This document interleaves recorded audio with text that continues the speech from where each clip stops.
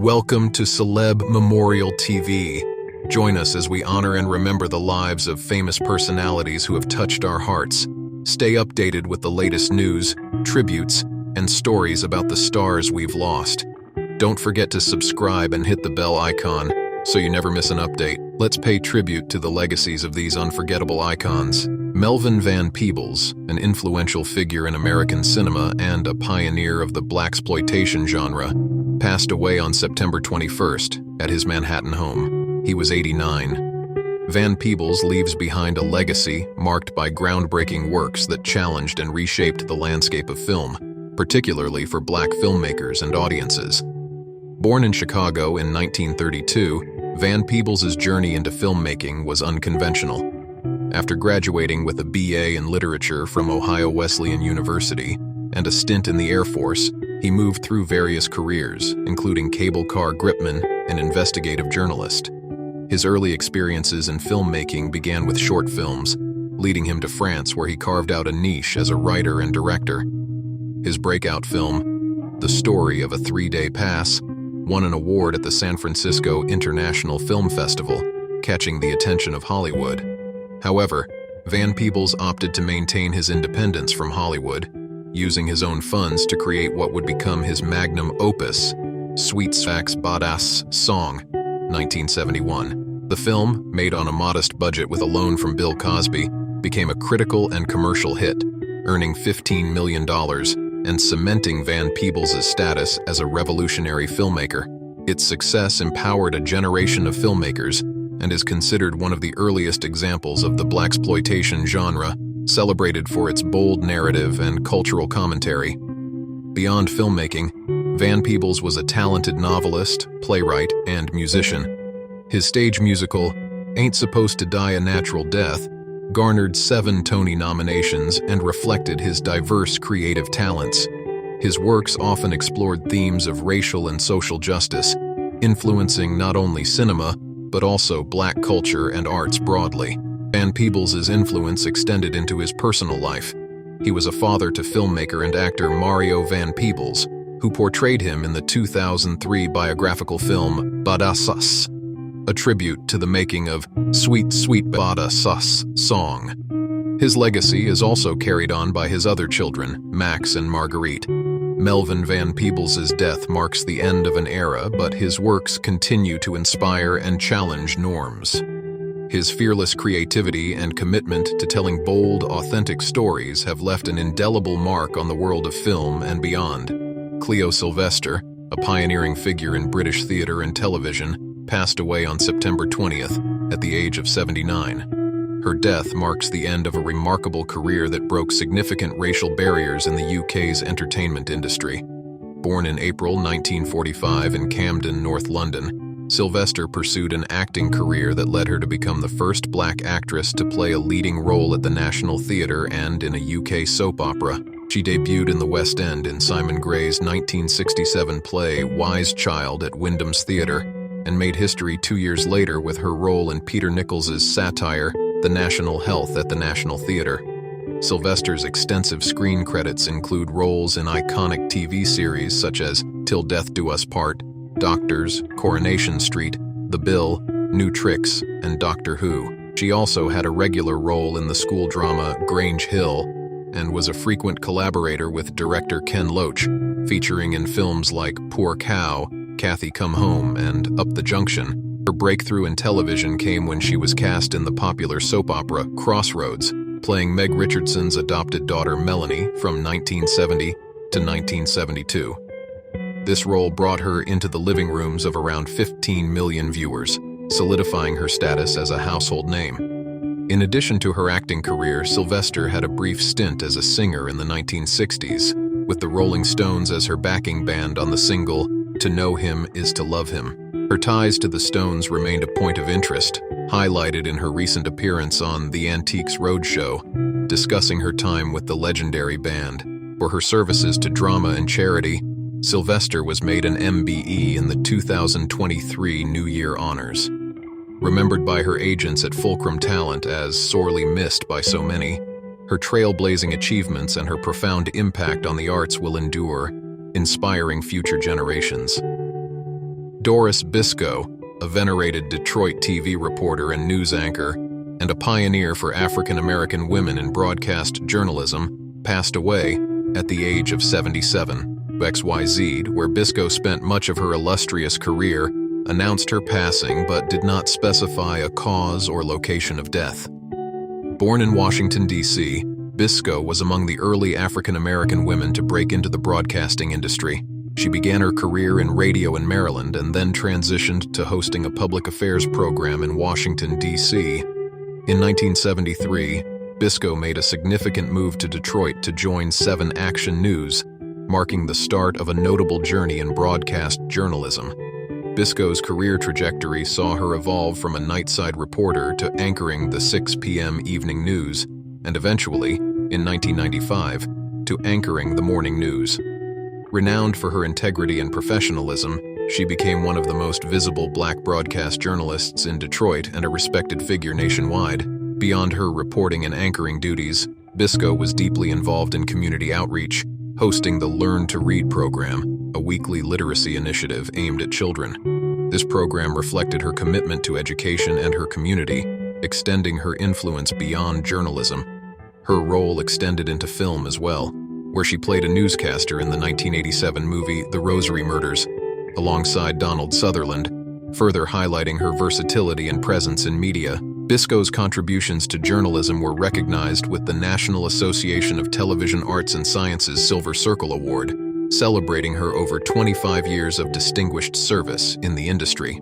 Doris Bisco's pioneering spirit and dedication to journalism paved the way for future generations of African American women in media. Her legacy, marked by professionalism, advocacy, and a deep connection to her community, will endure as a testament to her life's work. Michaela DePrince, a Sierra Leonean American ballet dancer renowned for her inspirational journey from war orphan to star ballerina, passed away unexpectedly in New York City at the age of 29. The cause of her death has not yet been determined. Her passing occurred a day before the death of her adoptive mother, Elaine DePrince, adding a poignant note to her family's mourning. Born Mabinti Bangura in Kenema, Sierra Leone, on January 6, 1995, DePrince's early life was marred by tragedy during the Sierra Leone Civil War. After losing both parents, she faced severe hardships in an orphanage, exacerbated by her vitiligo, which led to her being labeled a devil's child. In 1999, she was adopted by the DePrince family from New Jersey, which began her transformative journey. DePrince's ballet career was propelled by her indomitable spirit and resilience. Featured in the 2011 documentary First Position, she garnered a scholarship to the American Ballet Theater's Jacqueline Kennedy Onassis School. Her talent shone brightly as she performed roles traditionally not given to Black ballerinas, challenging and changing the norms within the ballet community. She joined the Dance Theater of Harlem as its youngest member, and later became a standout dancer at the Dutch National Ballet and the Boston Ballet. Her autobiography, Taking Flight, From War Orphan to Star Ballerina, co-authored with her mother, became a source of inspiration for many. Her story was set to be further immortalized in a biopic directed by Madonna, highlighting her significant impact beyond the dance world. DePrince's work extended to humanitarian efforts, notably as a goodwill ambassador for War Child, helping to raise substantial funds for children affected by armed conflict. Her production of a gala in 2019 significantly supported the cause, raising over $500,000. Her personal life, filled with challenges including the inability to return home during her father's passing due to travel restrictions, showed her strength in facing life's adversities. Michaela's legacy is not just in her meteoric rise in ballet, but in her profound influence on young dancers of all backgrounds, showing that grace and strength can emerge from the direst beginnings. Her memory and contributions will undoubtedly endure, inspiring future generations to pursue their passions against all odds. Brother Marcus, born Mark Ross, an iconic American rapper and a key figure in the Miami bass movement, passed away due to a heart attack at his home in Gadsden, Alabama. He was 58 years old. As a prominent member of the 2 Live crew, Ross was instrumental in shaping the sound and style of hip-hop in the 1980s and 1990s. Born on April 4, 1966, in Rochester, New York, Ross moved with his mother to Los Angeles during his teens. His early career began in the mid-1980s when he joined the groundbreaking group 2 Live Crew, alongside DJ David Hobbs, Christopher Wong Wan, and Luther Campbell. Their debut album, The 2 Live Crew Is What We Are, released in 1986, quickly achieved gold status, marking the group's breakthrough. 2 Live Crew's work was not only notable for its musical innovation, but also for its controversial and explicit content. Their 1989 album, As Nasty as They Wanna Be, was the first album ever to be deemed legally obscene in the United States. Although this ruling was later overturned, the album went platinum, solidifying their impact on music and culture. Despite, or perhaps because of, their legal battles, 2 Live Crew remained a significant and provocative force in hip-hop. Aside from his group activities, Ross also pursued solo projects and collaborations that showcased his versatility. In 1993, he featured on Ice-T's album, Home Invasion, and contributed to the original version of 99 Problems, which would later be famously remade by Jay-Z. Brother Marquise's influence extended beyond his music. His comedic talent and distinctive style contributed significantly to the identity and success of 2 Live Crew. Throughout his career, Ross remained a beloved figure in the hip-hop community, known for his charismatic stage presence and pioneering contributions to the genre. His death is a great loss to the music world, but his legacy will live on through his influential tracks and the many artists he inspired. Ross is survived by his daughter, who, along with his fans and fellow artists, mourns the passing of a true innovator in hip-hop. Frankie Beverly, the iconic American singer, songwriter, and producer best known for leading the soul and funk band Maze, passed away on September 10th at the age of 77. Beverly's career spanned several decades, during which he and Maze achieved a status legendary for their deep-rooted influence on the soul and funk genres.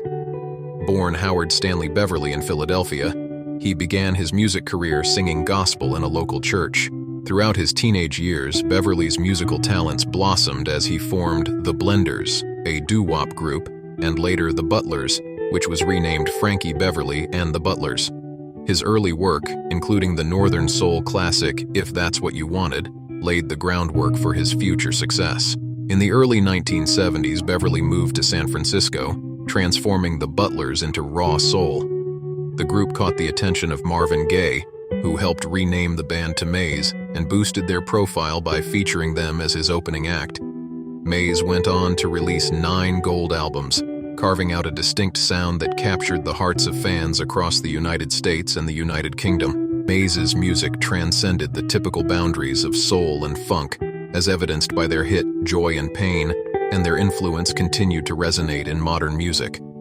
In 2019, Beyoncé covered Maze's Before I Let Go, which Beverly regarded as a significant highlight of his career, underscoring his ongoing relevance in the music industry.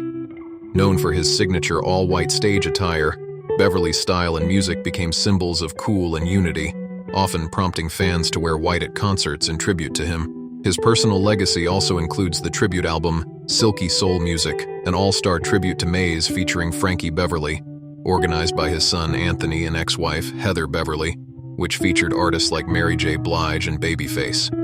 Frankie Beverly's impact on music and culture was profound, marked by his unique voice, charismatic performances, and the undying loyalty of his fans. His contributions to music will be remembered as pioneering, soulful, and endlessly vibrant. Breaking news. News 1. Samuel L. Jackson, widely recognized for his iconic roles in films like Pulp Fiction and The Avengers, has opened up about his drastic health changes and his commitment to a healthier lifestyle after a major health scare. Now, 75, Jackson revealed in an interview that his shift to a vegan diet was motivated by a life-threatening blood clot near his heart. "My doctor said it was my greatest chance of staying alive, and it worked," Jackson shared. By adopting a plant-based diet, Jackson managed to lose 3 stone, lower his blood pressure, reduce his cholesterol, and improve his overall health. He emphasized the importance of staying vigilant about health, stating, "The average man doesn't have the luxury of regular checkups, so it's important they stay vigilant." Jackson's transformation has not only helped him avoid future health issues, but has also empowered him to raise awareness about men's health. His advocacy for early diagnosis and lifestyle changes, particularly through his work with cancer charity One for the Boys, is a testament to his dedication to promoting health and wellness. His story serves as an inspiring reminder that even small changes can make a big difference in staying healthy and strong. News 2. Hollywood star Brad Pitt is reportedly facing a bittersweet Father's Day this year, as sources suggest his children will be spending the day with their mother, Angelina Jolie. Despite shared custody arrangements, insiders reveal that the emotional distance between Pitt and his 6 children, Maddox, Zahara, Shiloh, Pax, Knox, and Vivian, has continued to grow, impacting the family's time together on special occasions.